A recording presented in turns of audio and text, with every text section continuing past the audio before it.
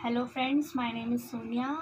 आज मैं आप सबको कोरोनरी आर्टरी डिजीज़ पढ़ाने वाली हूँ। अपना एक छोटा सा ब्रीफ इंट्रोडक्शन देना चाहूँगी। मैंने ये यूट्यूब चैनल किसी ऐसा कोई ख़ास गोल नहीं है, बस यही है कि समटाइम्स क्या होता है, लैंग्वेज प्रॉब्लम की वजह से हमारे अंदर जो टैलेंट होता है वो हम बाहर नहीं निकाल पाते हैं, या फिर हम एकेडमिकली अच्छे होते हैं बट लैंग्वेज जो है वो हिंदी या इंग्लिश या फिर कोई अदर लैंग्वेज जो है वो उसमें ऑब्स्ट्रक्शन बन जाती है। तो वो ऑब्स्ट्रक्शन ना बने, तो मेरी एक छोटी सी कोशिश है कि मैं आप लोग के लिए कुछ मेरे जैसे ही जो स्टूडेंट्स हैं या फिर मेरे से मतलब हम लोग एक ही मेडिकल फील्ड के हैं, तो एक दूसरे की हेल्प से ही होगा। तो आज मैं आपको एक छोटी सी कोशिश के द्वारा एक टॉपिक समझाने जा रही हूँ। CAD, जिसे शॉर्ट में बोलते हैं कोरोनरी आर्टरी डिजीज़ है इसकी फुल फॉर्म। तो क्या होती है कोरोनरी आर्टरी डिजीज़, इसकी डेफिनेशन क्या होती है, इसके साइन एंड सिम्टम्स क्या होते हैं, इसकी pathophysiology, risk factor, investigation and finally the management. ठीक है, तो सबसे पहले हमें ये जानना ज़रूरी है कि आखिर कोरोनरी आर्टरी क्या है। सबसे पहले हमें ये पता होना चाहिए, किसी भी चीज़ को समझने के लिए हमें सबसे पहले उसके कॉन्सेप्ट को हम जब भी समझ सकते हैं जब हमें उस टॉपिक की एक ब्रीफ थोड़ा सा इंट्रोडक्शन मिल जाए। ठीक है, तो अब मैं आपको बताऊंगी कि कोरोनरी आर्टरी जो है वो क्या होती है। कोरोनरी आर्टरी हमारे हार्ट को ब्लड सप्लाई करने वाली एक आर्टरी है जिसकी दो ब्रांचेस होती है। ठीक है, एक होती है लेफ़्ट साइडेड ब्रांच, एक होती है राइट साइडेड ब्रांच। ठीक है, तो जो कोरोनरी आर्टरी है ये ऑक्सीजनेटेड, कौन सा ब्लड, ऑक्सीजनेटेड, जिसके अंदर ऑक्सीजन का लेवल जो है वो पॉजिटिव होता है। मतलब कि जो ब्लड हमारे हार्ट तक पहुंचेगा उसके अंदर ऑक्सीजन जो है वो सफिशिएंट अमाउंट में होगा, जो कि हमारी होल बॉडी में बाद में हमारा हार्ट जो है वो सप्लाई करेगा। ठीक है, तो हम अब एक डेफिनेशन, ये तो एक छोटा सा इंट्रो था, तो हम एक डेफिनेशन तक अब पहुंचेंगे। तो डेफिनेशन क्या होती है मैं बताती हूँ। So the definition of CAD is a disease in which is a narrowing or blockage of the coronary arteries is called the CAD। तो हमें इस डेफिनेशन में क्या चीज़ें दो याद रखनी है। तो कोरोनरी आर्टरी डिजीज़ मतलब कि हमारा CAD के अंदर क्या हो जाता है, हमारा हो जाता है ब्लॉकेज। ठीक है, ब्लॉकेज हो गया। अब हमने अभी प्रीवियस अपने उसमें जो मैंने आपको इंट्रो दिया था उसमें मैंने आपको क्या बताया कि जो हमारा CAD है, मतलब कि जो हमारी कोरोनरी आर्टरी है वो हमारे हार्ट को ब्लड सप्लाई करती है। ठीक है, अब हमारी हार्ट को ब्लड सप्लाई करने वाली आर्टरी में ही ब्लॉकेज आ गई है। ठीक है, हमारी हार्ट को ब्लड सप्लाई करने वाली आर्टरी में ही एक नेगेटिव पॉइंट आ गया है, जो कि है उसमें ब्लॉकेज आ गया है, तो अब हमारा हार्ट काम नहीं कर पाएगा। ठीक है, तो इसकी डेफिनेशन जो है वो ये है, a disease in which there is a narrowing or blockage of the coronary artery. ठीक है, अब हमें ये जानना है हर डिज़ीज़ को याद रखने के या फिर किसी भी टॉपिक को याद रखने के कुछ की टर्म्स होते हैं जो हमें लर्न होने चाहिए। तो इस टॉपिक को मैं आगे फर्दर आपको समझाऊं या फिर एक्सप्लेन करूं, उसके लिए मैं आपको कुछ की टर्म्स की एक फ़ोटो दिखा रही हूं और उनको एक एक करके मैं समझाऊंगी, उसको आप प्लीज़ अच्छे से समझिएगा। तो अब मैं आपको की टर्म्स इस डिज़ीज़ की बताती हूँ। जब भी कोरोनरी आर्टरी डिज़ीज़ हमें होती है या किसी पेशेंट को होती है तो उसका मेन जो कॉज क्या होता है, कोरोनरी आर्टरी होने के लिए सबसे जो रिस्पॉन्सिबल कॉज है वो है हमारा अर्थरोस्क्लेरोसिस। अर्थरोस्क्लेरोसिस को समझने की ज़रूरत है सबसे पहले कि इस वर्ड का मीनिंग क्या है, इस वर्ड से क्या हम कहना चाह रहे हैं।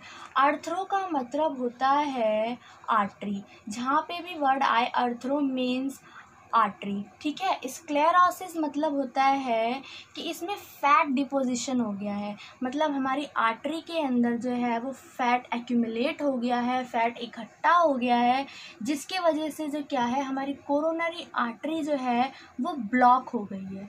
तो आई होप आपको ये समझ आ गया होगा कि अर्थरोस्क्लेरोसिस का मतलब होता है fat accumulation in the artery.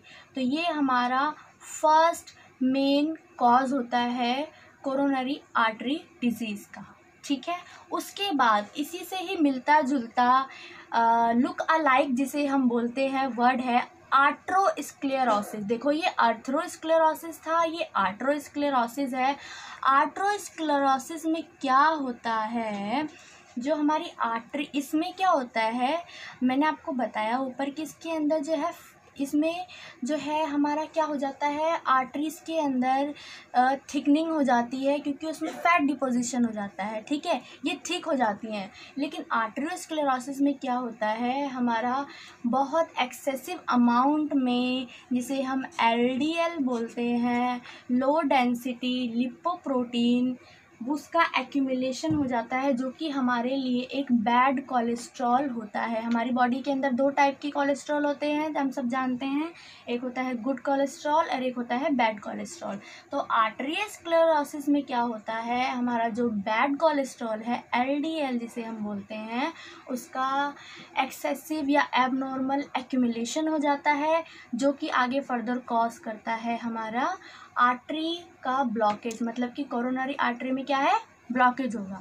उसके बाद मैंने आपको कोरोनरी आर्टरी का एक ब्रीफ इंट्रोडक्शन पहले ही दे दिया है कि ये हमारी वो आर्टरी है जो हमारे ब्लड की मसल्स को ऑक्सीजनेटेड ब्लड सप्लाई करती है। इसकी दो ब्रांचेज होती है, right branch and left branch, ठीक है।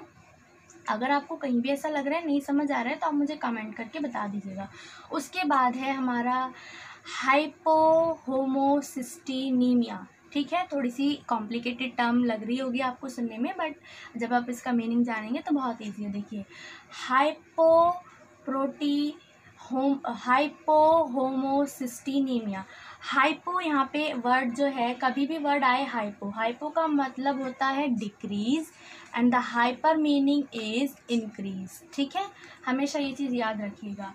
यहाँ पे देखिए, जब हमारे ब्लड के अंदर हमारा होमोसिस्टीन, जो कि हमारे प्रोटीन से बनने वाला एक बाय प्रोडक्ट है, अमाइनो एसिड है, जब इसकी मात्रा जो है हमारे ब्लड के अंदर, यहाँ पे सॉरी मैंने हाइपो लिख दिया है, यहाँ पे हाइपर आना था, ठीक है, हाइपर आना है यहाँ पे, हाइपर, ठीक है, हाइपर आना है। जब हमारे ब्लड के अंदर अमाइनो एसिड जो कि एक नॉन प्रोटियोजेनिक अमाइनो एसिड है, जिससे कि हमें कोई इतना बेनिफिशियल नहीं मिल रहा है, बेनिफिट नहीं है हमारा इससे, अगर इसका अमाउंट हमारे ब्लड के अंदर एक्सेसिव हो जाता है तो हमारे लिए ये आर्टरी में एक ब्लॉकेज क्रिएट करता है, हमारे हार्ट में कॉम्प्लिकेशंस क्रिएट करता है। तो ये भी हमारा एक की पॉइंट है CAD को याद रखने का, हाइपर होमोसिस्टीनीमिया। जहाँ पे भी वर्ड आ जाए, नीमिया मीन्स इन ब्लड, हाइपर मतलब ज़्यादा, नीमिया मतलब ब्लड, और जो ये बीच का वर्ड है होमोसिस्टीन, ये हमारा प्रोटीन का एक बाय प्रोडक्ट है, ठीक है। मतलब कि ये हमारा प्रोटीन का ब्रेकडाउन होने के बाद जो प्रोडक्ट हमें मिलता है उसको हम बाय प्रोडक्ट बोलते हैं, ठीक है। और जो कि ये है एक नॉन प्रोटियोजेनिक, इससे हमें प्रोटीन का कोई इतना बेनिफिट नहीं मिलता। उसके बाद आ जाइए, नेक्स्ट टर्म है हमारी हाइपर फिब्रिनोजीनिमिया। फिब्रिन हम जानते हैं, हमारी जब भी हमें कोई चोट लगती है, कोई वूंड होता है, कोई इंजरी होती है, तो फिब्रिन जो है वो हमारा एक क्लॉटिंग फैक्टर होता है, हमारा ब्लड क्लॉट करने के लिए हेल्प करता है। सडनली हमें कोई इंजरी हुई मान लीजिए, ठीक है, और हमें उस इंजरी से अब हमें अभी हमें इंजरी हुई है, अब हमें स्टॉप करना है ब्लड फटाफट, तो हमारी बॉडी के अंदर ही एक सिस्टम होता है कि वो इमीडिएटली एक रिस्पांस देती है फिब्रिन, जिसमें कि सिक्रेट होता है और वो ब्लीडिंग स्टॉप हो जाती है। लेकिन अगर ये फिब्रिन हमारे ब्लड के अंदर एक्सेसिव अमाउंट में हो जाता है, बहुत ज़्यादा अमाउंट में हो जाता है, तो क्योंकि ये एक क्लॉटिंग फैक्टर है और ये हमारे ब्लड में है, तो ये कॉज कर सकता है, हमारा ब्लड जो है वो हार्ट को पंप होता है, हार्ट दोबारा पूरी बॉडी को वो ऑक्सीजनेटेड ब्लड पम्प करता है, तो चांसेस है कि ये हमारी आर्टरीज़ में जाके ब्लॉकेज कर सकता है हमारी कोरोनरी आर्टरी को। ठीक है, तो इसीलिए ये भी एक मेन कॉज है और की टर्म में इसीलिए इसको रखा गया है। ठीक है, इसमें हमारा फिब्रिन जो है ये क्लॉटिंग फैक्टर है जो कि हमारे ब्लड में एक्सेसिव अमाउंट में हो जाता है, इसीलिए इस टर्म को हम बोलते हैं हाइपर फिब्रिनोजेनीमिया। उसके बाद है हाइपर कोलेस्ट्रोलेमिया। ठीक है, कोलेस्ट्रेमिया। इसका मतलब हाइपर का मतलब बताया आपको ज़्यादा, कोलेस्ट्रॉल मतलब जो दो तरीके के कोलेस्ट्रॉल होते हैं हमारी बॉडी में, गुड कोलेस्ट्रॉल और बैड कोलेस्ट्रॉल। अगर हमारी बॉडी में ज़्यादा कोलेस्ट्रॉल का लेवल हो जाता है तो वो हमारी कोरोनरी आर्टरीज़ में जाके एक्यूमुलेट हो जाता है, जमा हो जाता है, इकट्ठा हो जाता है, जो कि फिर बाद में जाके हमारी कोरोनरी आर्टरी को ब्लॉक करता है, जिसके वजह से हमें कोरोनरी आर्टरी डिजीज़ हो सकती है, क्योंकि फिर हमारे हार्ट को प्रॉपर अमाउंट में ब्लड जो है वो सप्लाई नहीं हो पाएगा। तो आई होप आपको ये की टर्म्स समझ आए हों, और अच्छे से अगर नहीं समझ आए हैं तो आप मुझे बता सकते हैं कमेंट करके। अब मैं आपको बताऊंगी कि रिस्क फैक्टर्स मतलब कि क्या क्या रिस्क फैक्टर हैं, किन किन लोगों को कोरोनरी आर्टरी डिजीज़ जो है वो होने के चांसेस होते हैं। ठीक है, तो सबसे पहले जो चीज़ है वो ये है एज। ठीक है, सेक्स। कोरोनरी आर्टरी डिजीज़ जो है इसका जो सबसे ज़्यादा रिस्क होता है वो मेल्स में होता है। ठीक है, आफ्टर एज ऑफ 65, और लेकिन आजकल अर्ली एज में भी हो जाता है। तो 35 to 65 जो है ये हम इसका एज रेशियो लेके चलते हैं। It is more prevalent in males than womens. ठीक है, ये फीमेल्स से ज़्यादा मेल्स में प्रिवलेंट है ये डिजीज़। अब उसके बाद हमारा नेक्स्ट जो रिस्क फैक्टर है वो है स्मोकिंग। ठीक है, स्मोकिंग कैसे है, आप ये मेरे से पूछ सकते हैं कि स्मोकिंग कैसे है। देखो, जब भी आप कोई पर्सन स्मोक करता है या फिर वो कोई सिगरेट ले रहा है, कोई किसी तरीके का कोई स्मोक ले रहा है, ठीक है, तो जब वो स्मोक जो है वो हमारे लंग्स में जाता है, और उस लंग्स में हमें पता है कि हमारा ब्लड जाके वहाँ पे एक्सचेंज होता है, पूरा ऑक्सीजन और कार्बन डाइऑक्साइड का पूरा सिस्टम चलता है। वहाँ पे जाके ये स्मोक जो है एक लिटिल अमाउंट में जाके अपना प्लग्स बना लेता है। प्लग्स मतलब होता है परत बना लेता है वहाँ जाकर, और एक टाइम ऐसा आता है कि हमारी आर्टरीज़ को ब्लॉक कर देता है, क्योंकि इसके अंदर क्या होता है बताओ, इसके अंदर होता है हमारा कैफ़ीन। ठीक है, कैफ़ीन भी होता है। उसके बाद आता है HTN। HTN मतलब होता है हाइपरटेंशन। हाइपरटेंशन क्या है, ये भी एक रिस्क फैक्टर होता है हमारा कोरोनरी आर्टरी डिजीज़ मतलब कि CAD का। ये कैसे रिस्क फैक्टर होता है, क्योंकि हाइपरटेंशन से हमें हमारा जो है आर्टरीज़ में ब्लड बहुत ज़्यादा फास्ट फ्लो होता है, उसमें कुछ क्लॉट्स भी होते हैं, कुछ ऑक्लूजन भी आ जाते हैं, मतलब कि कुछ रुकावटें भी आ जाती हैं, और ये फास्ट फ्लो होता है। जितना हमारी आर्टरी के ल्यूमन में मतलब कि एक पाइप जैसा जो स्ट्रक्चर होता है उसे ल्यूमन बोलते हैं। हमारी आर्टरी जो एक पाइप लाइक स्ट्रक्चर ही होती है, उसमें इतनी पावर नहीं होती कि वो इतने फास्ट ब्लड फ्लो को सह पाए या फिर बियर कर पाए, जिसकी वजह से आगे जाके वो एक कॉम्प्लिकेटेड सिचुएशन आ जाती है और हमें HTN एक कॉज बन जाता है या रिस्क फैक्टर बन जाता है CAD का। डायबिटीज़ की अपनी ही कुछ कॉम्प्लिकेशंस होती हैं कि कैसे डायबिटीज़ खुद में ही एक इतना कॉम्प्लिकेटेड डिजीज़ है कि उसको इतना एक्सप्लेन करने की ज़रूरत ही नहीं है। डायबिटीज़ से क्या होता है, हमारे बॉडी में एक्सेसिव अमाउंट ऑफ ग्लूकोज हो जाता है, एक्यूमुलेट हो जाता है। ठीक है, जिसकी वजह से क्या होता है, पेशेंट की इम्यूनिटी लेवल भी लो हो चुकी होती है, इसमें पेशेंट लथार्जी होने लगता है, ब्लड सप्लाई कम हो जाता है, इतने प्रिक्स होते हैं पेशेंट को। ठीक है, जिसकी वजह से क्या है, ये हमारी आर्टरी में एक ब्लॉकेज कर देता है, प्रॉपर ब्लड सप्लाई हमारे हार्ट को नहीं हो पाता है, और इसी की वजह से हमने इसे रिस्क फैक्टर में रखा है। अल्कोहल जो है ये भी एक रिस्क फैक्टर होता है हमारे कोरोनरी आर्टरी डिजीज़ में। अगर एक्सेसिव अमाउंट हमारे ब्लड में अल्कोहल का आ जाता है तो एक टाइम पे जाके वो हमें CAD होने का कॉज बन जाता है। मेंटल स्ट्रेस ये आप अच्छे से जानते हैं कि किसी भी डिजीज़ को कॉज करने में हमारा मेंटल स्ट्रेस भी कहीं ना कहीं अपना योगदान देता है, कहीं ना कहीं कंट्रीब्यूटेड होता है। ठीक है, जब हम स्ट्रेस में होते हैं तो हमारे कुछ हार्मोन्स होते हैं, कुछ हमारे जूसेस होते हैं बॉडी के, जिनमें से 2-3 के नाम मैं आपको बता देती हूँ। जिसमें आता है हमारा personality type A hormone and personality type 2 hormone. जब इनका हमारी बॉडी में एक्सेसिव अमाउंट सिक्रीट हो जाता है तो वो हमारी फिज़िकल हेल्थ पे भी इफ़ेक्ट डालता है, जो कि एक रेयर के कॉज होता है, लेकिन कॉज तो कॉज है, तो ये भी हमारे CAD का एक कॉज होता है।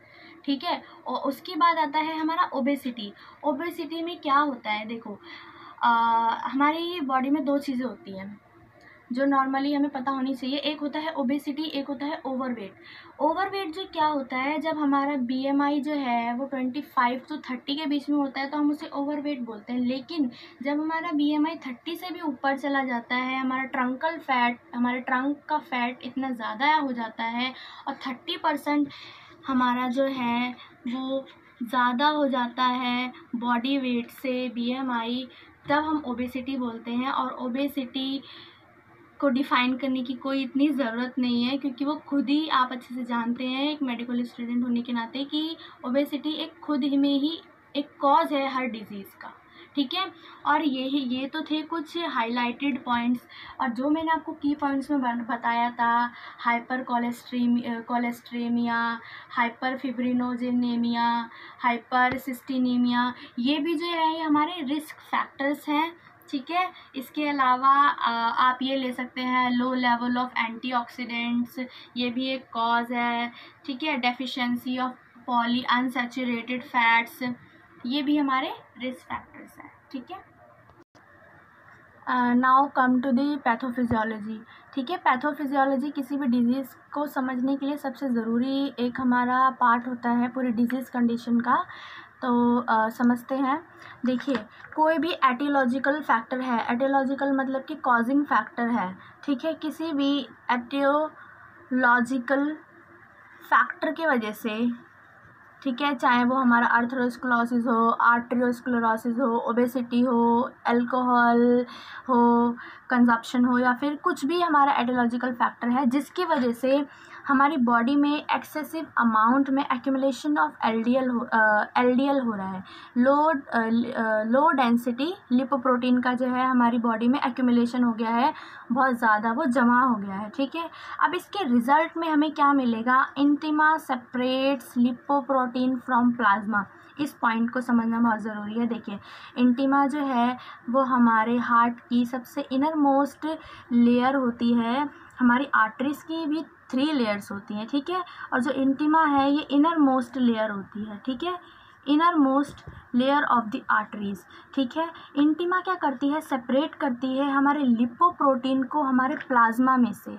ठीक है, जब इंटिमा स्टार्ट करती है separation of lipoprotein from the plasma, उसके रिस्पॉन्स में क्या होता है, देखो ये एक टफ प्रोसीजर होता है कि जब हमारी एक आर्टरी की एक इनर मोस्ट लेयर जो है वो हमारे लिपोप्रोटीन को हमारे प्लाज्मा में से सेपरेट करती है। ये एक कॉम्प्लिकेटेड और एक बहुत ही टफ प्रोसीजर होता है। इसके रिस्पॉन्स में हमारी बॉडी क्या रिएक्ट करती है, देखिए, इन्फ्लामेटरी रिस्पॉन्स।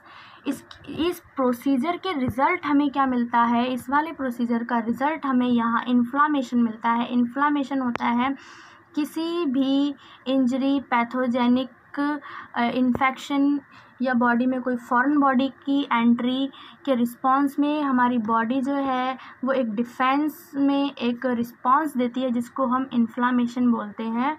तो जब इंटिमा जो है वो हमारा सेपरेट करती है लिपोप्रोटीन को प्लाज्मा में से, तो यहाँ पे क्या होता है, एक बहुत ही टफेस्ट प्रोसीजर होता है और ये हमारी बॉडी को इंजर कर सकता है।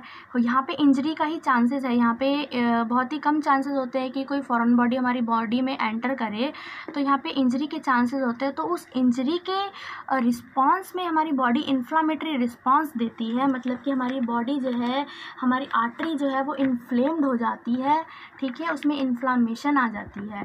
अब इस इन्फ्लामेशन के बाद क्या होता है, देखो, अट्रैक्ट मोनोसाइट, ये हमारा जो है एक WBC का सब टाइप होता है मोनोसाइट, ठीक है। इसमें क्या होता है, देखो, अब इन्फ्लामेटरी रिस्पॉन्स वो है, हमारी बॉडी जो है वो एक इन्फ्लामेशन, मतलब कि डिफेंस मैकेनिज्म ने स्टार्ट किया है अपना डिफेंस करना बॉडी की किसी इंजरी के खिलाफ, किसी बॉडी के इंजरी के अगेंस्ट, ठीक है। तो वहाँ पे उसको अपनी शक्ति बढ़ाने के लिए कुछ चाहिए, अपनी पावर बढ़ाने के लिए कुछ चाहिए, तो वो मैसेज भेजती है मोनोसाइट्स के पास कि आई नीड यू। तो वो मोनोसाइट्स जो है वो उस आर्टरी में आ जाती है, उस जगह पे, इंटिमा वाली आर्टरी में, जहाँ पे, जो कि हमारी कोरोनरी आर्टरी है। यहाँ पे हम कोरोनरी आर्टरी की बात कर रहे हैं। यहाँ पे बहुत सारी इन्फ्लामेटरी रिस्पॉन्स के साथ आके अधेयर हो जाती है, अधेयर मतलब अटैच हो जाती हैं, चिपक जाती हैं आके बहुत सारी मोनोसाइट्स, जो कि बाद में मिलकर एक प्लग बना लेती हैं, पूरा का पूरा अपना एक ऐसा जाल बना लेती हैं।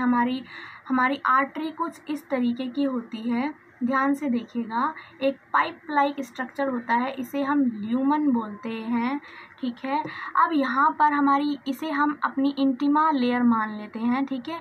अब ये इंटिमा जो है वो हमारे लिपोप्रोटीन को, LDL को, हमारे इस प्लाज्मा में से सेपरेट कर रही है।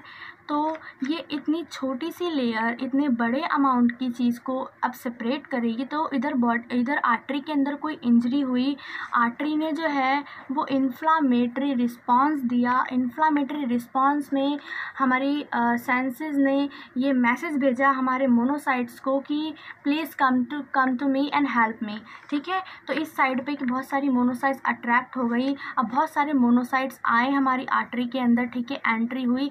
अब उन्होंने इस टाइप का कुछ प्लग जैसा बना लिया। अब यहाँ पे आप समझ रहे हैं, अब यहाँ पे इतना एरिया जो है ये ब्लॉक हो गया है। अब इतने जो ब्लड इतने एरिया से कभी आया करता था, अब उसको सिर्फ इतना स्पेस मिल रहा है। तो देख रहे हैं आप, तो कैसे ब्लड पहुँचेगा हमारे हार्ट तक, उस पूरे सफिशेंट अमाउंट में नहीं पहुँच पाएगा। तो ये भी एक कॉज हुआ, ठीक है। उसके बाद अब जो ये बना है, अब यहाँ पे फॉर्म सेल्स जो हैं वो हमारे बनेंगे। अब आप पूछेंगे फॉर्म सेल्स क्या होते हैं, FOAM सेल्स, फॉर्म सेल्स हम इन्हें प्रोनाउंस करते हैं। फॉर्म सेल्स क्या होते हैं, ये हमारे लिपिड कंटेंट्स होते हैं, मतलब यहाँ पे हमारा लिपोप्रोटीन प्लाज्मा में से अलग हुआ, ठीक है। अब वो अट्रैक्ट हो गए हैं, उन पे मोनोसाइट्स भी बन गए हैं। अब यहाँ पे एक सेल की फॉर्मेशन हुई है जिसे हम फॉर्म सेल्स बोलते हैं। फॉर्म सेल्स जो हैं, अब आगे जाकर इनके पास कोई भी एनर्जी सोर्स नहीं मिलेगा, क्योंकि ब्लड साइड से जा रहा है और ये एक अपना ही एक इनका जाल जैसा, नेट जैसा बन चुका है। अब ये फॉर्म सेल्स जो है डेथ हो जाती है इनकी यहाँ पे आके, और ये एक फैटी स्ट्रिक बन जाती है, एक फैटी लेयर बन जाती है, जो कि कुछ इस प्रकार की दिखती है। इस टाइप को आपको देखने को मिलेगी, ठीक है। इस तरीके की हमारी पूरी की पूरी आर्टरी को जो है ये इस तरीके से ब्लॉक कर देता है। तो ये थी हमारी पैथोफिजियोलॉजी, जो कि आगे जाके हमें कॉज करता है CAD। Now come to the clinical manifestation और sign and symptoms of the CAD। CAD के क्या लक्षण होते हैं, क्या क्लिनिकल मैनिफेस्टेशंस होती हैं, या फिर क्या साइन एंड सिम्टम्स होते हैं। तो first and the most important clinical manifestation of the CAD is chest pain. Patient को जो है अपने हार्ट वाले साइड पे, मतलब कि हमारा एक्सटर्नल साइड जो होता है, एक्सटर्नल एरिया पे बहुत ज़्यादा पेन होगा। वो क्यों होगा, क्योंकि प्रॉपर ब्लड सप्लाई नहीं हो पा रहा है, ठीक है। तो जिसकी वजह से पेशेंट जो है वो ये कंप्लेन करता है कि हमें चेस्ट पेन हो रहा है, और वो चेस्ट पेन जो है वो हमारे जॉ तक जा रहा है, उस जॉ से रेडिएट होता हुआ लेफ़्ट आर्म तक जाता है।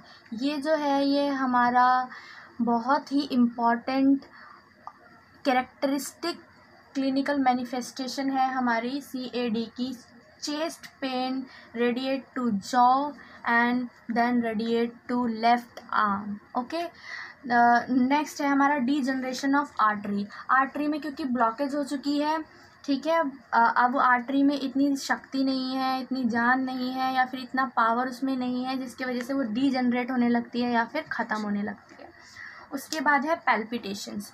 पैल्पिटेशंस जो है ये बहुत ही इजी टर्म है, लेकिन कई बार इसमें हम कंफ्यूजन हो जाते हैं। पैल्पिटेशन का मीनिंग होता है नॉर्मली आप अपने हार्ट में क्या क्या एक्टिविटी हो रही है, क्या नहीं हो रही है, हमें इतना नहीं पता चलता है, लेकिन जब हमें पैल्पिटेशंस होती है तो patient is able to feel the pumping action of the heart. Patient को अपनी हार्ट की पंपिंग एक्शन जो है वो क्लियरली समझ आती है, और जिसे हम घबराना कहते हैं नॉर्मल लैंग्वेज में, उस तरीके का होने लगता है, पैल्पिटेशंस होती है, ठीक है। Low blood supply to the myo means myocardium layer, ठीक है। कोरोनरी आर्टरी जो है वो हमारी ब्लड की सारी मसल्स को ब्लड सप्लाई करता है, लेकिन क्योंकि कोरोनरी आर्टरी डिजीज़ हमें हो चुकी है तो यहाँ पर decrease blood supply to the myocardium, ये हमारे हार्ट की मिडल लेयर होती है, ठीक है। उसके बाद है डिस्निया। क्योंकि अब ब्लड सप्लाई पूरी बॉडी में नहीं हो पा रहा है, ऑक्सीजन पूरी बॉडी में सप्लाई नहीं हो पा रही है, हार्ट के पास ही इतना ऑक्सीजन नहीं है। जब हार्ट के पास ही ऑक्सीजन नहीं है तो क्या पूरी बॉडी में सप्लाई करेगा, जिसकी वजह से पेशेंट को डिस्निया या फिर ब्रीदिंग डिफ़िकल्टी से हम बोलते हैं, ब्रीदिंग डिफ़िकल्टी होती है।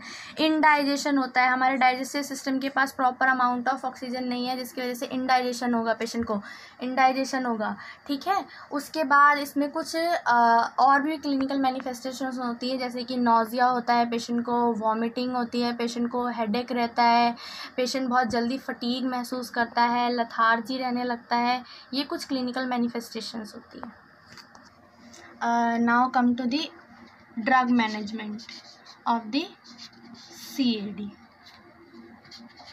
ड्रग MX ऑफ CAD, ठीक है।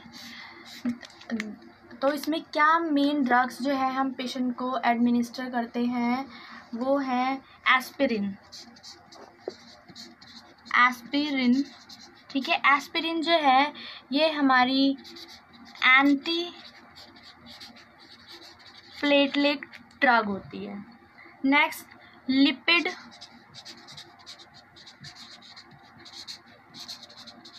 लोअरिंग ड्रग, जो हमारे लो डेंसिटी लिपोप्रोटीन जो है उनकी क्वांटिटी को लो करती है, उसको हम बोलते हैं लिपिड लोअरिंग ड्रग एजेंट्स। इसका एग्जांपल हम ले सकते हैं एटोरवास्टिन,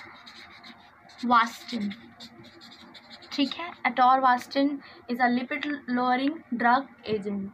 देन नाइट्रेट्स क्या है, ये हमारे एंटी एंजाइनल ड्रग्स होते हैं, जो कि हमारे चेस्ट पेन को रिड्यूस करते हैं, ओके। और हम इसमें एस्पिरिन जो है हम IV भी पेशेंट को एडमिनिस्टर कर सकते हैं, ओरली भी दे सकते हैं। लिपिड लोअरिंग एजेंट्स यानी कि एटोरवास्टिन, इसका एक एग्जांपल मैंने आपको दिया है। इसको हम पेशेंट को ओरली ही प्रेफर करते हैं, but if any complications or contraindications are present, then we have to administer its IV intravenously। फिर है हमारा नाइट्रेट जो है ये हमारी एंटी एंजाइनल ड्रग्स होती है। अब आप पूछेंगे CAD में एंटी एंजाइनल ड्रग क्यों दे रहे हैं, ऐसा नहीं होता है कि किसी एक ड्रग को हम एक ही डिजीज़ कंडीशन में देते हैं, उसके कुछ अलग भी इंडिकेशंस होते हैं, इसीलिए हम चेस्ट पेन के लिए पेशेंट को यहाँ पे CAD के अंदर हम दे सकते हैं नाइट्रेट को हम सबलिंगुअली या फिर अंडर द टंग, जिसे हम बोलते हैं टंग के अंदर, पेशेंट को अंडर द टंग या फिर सबलिंगुअली पेशेंट को एडमिनिस्टर कर सकते हैं। अब उसके बाद है इसकी सर्जिकल मैनेजमेंट के अंदर देखिए, सर्जरीज़ जो है वो ज़्यादा प्रिफरेबल होती हैं इन CAD। अगर ड्रग मैनेजमेंट से नहीं हो पाता है तो हम क्या क्या सर्जरी करते हैं, देखिए आप बोलेंगे कि इन्होंने इन्वेस्टिगेशंस तो बताई नहीं। इन्वेस्टिगेशंस मैंने आपको इसलिए नहीं बताई इसमें, जब हम एमआई पढ़ेंगे, मायोकार्डियल इन्फेक्शन और एंजाइना पेक्टोरिस, तब मैं आपको वो डिटेल में बताऊंगी। तो हमारी क्या क्या सर्जरी होती है? हमारी सर्जरी होती है एंजियोप्लास्टी। एंजियोप्लास्टी हमारी एक सबसे कॉमन प्रेफरेबल जो है ये हमारी सर्जरी होती है। एंजियो मतलब आर्टरी, प्लास्टी मतलब रिकंस्ट्रक्शन। हम अपनी कोरोनरी आर्टरी का रिकंस्ट्रक्शन करते हैं, उसमें से जो आर्थरोस्क्लेरोसिस हो चुका होता है या फिर आर्टरोस्क्लेरोसिस हो चुका होता है उसको रिमूवल करते हैं। दूसरा हमारी आती है दूसरा हमारा क्या आता है, CABG। CABG इसका फुल फॉर्म क्या होता है? Coronary artery bypass grafting.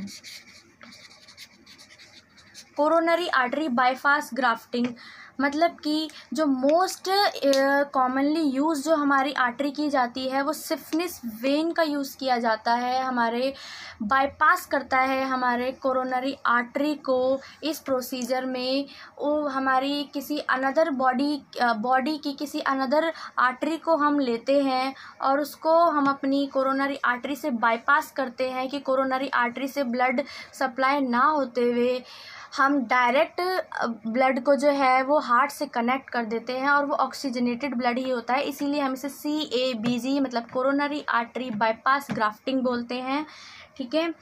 और इसमें हम एक और सर्जरी करते हैं, PTCA। PTCA क्या होता है? PTCA percutaneous transcutaneous coronary artery bypass grafting. इसमें भी क्या करते हैं हम, ये भी CAB जैसे ही होता है, बस ये कुछ एडवांस टेक्नोलॉजीज़ के साथ होता है। इसमें क्या करते हैं हम पेशेंट को उसका परक्यूटेनियस लेते हैं, क्यूटेनियसली हम पेशेंट को जो है सर्जरी करते हैं। ये CABG जो है ये हमारा एक ओपन हार्ट सर्जरी होती है। एंजियोप्लास्टी जो है ये हम एंजियोग्राफी के बाद करते हैं। एंजियोग्राफी क्या होता है? एंजियोग्राफी के अंदर जो है एक इन्वेस्टिगेशन होती है एंजियोग्राफी, जिसके अंदर हम ये पता लगाते हैं कि एक्चुअली में हमारी आर्टरी के अंदर ब्लॉकेज आई कहाँ पे है, ठीक है।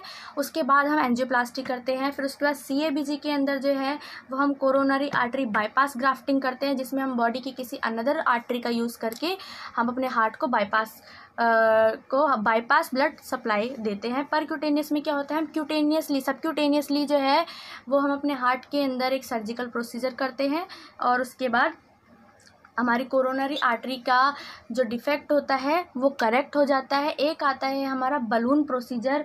उस बलून प्रोसीजर को हम बलून प्रोसीजर में होता क्या है एक्चुअली मैं आपको बताती हूँ। हम PTCA के अंदर जो मैंने आपको बताया, PTCA percutaneous transluminal coronary angioplasty, इसमें हम क्या करते हैं, एक बलून लेते हैं, बलून टाइप एक वायर जो है हम अपने हार्ट के अंदर इंसर्ट करते हैं और जब वो बलून हमारे हार्ट की कोरोनरी आर्टरी में पहुंच जाता है जहाँ पे ब्लॉकेज होता है, हम बहुत ही स्लो अमाउंट में उसे इन्फ्लेट करते हैं, ज़्यादा तेज़ नहीं करते हैं क्योंकि इससे कॉम्प्लिकेशंस हो सकती है और हार्ट फेलियर होने के चांसेस होते हैं। PTCA के अंदर ये एक एडवांस प्रोसीजर है, जैसा कि मैं आपको बार बार बोल रही हूँ।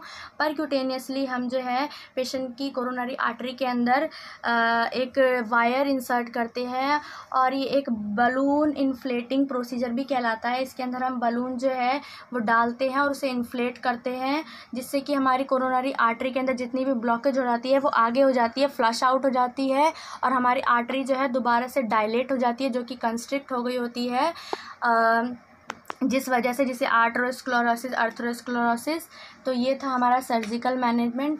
आई होप आप सबको समझ आया हो। ये मेरा फर्स्ट वीडियो था। अगर आप कुछ सजेशंस देना चाहें तो प्लीज़ दे सकते हैं और कुछ ना समझ में आया हो तो आप मुझे कमेंट में बता सकते हैं, मैं आपको दोबारा भी ये टॉपिक समझा सकती हूँ। Thank you very much.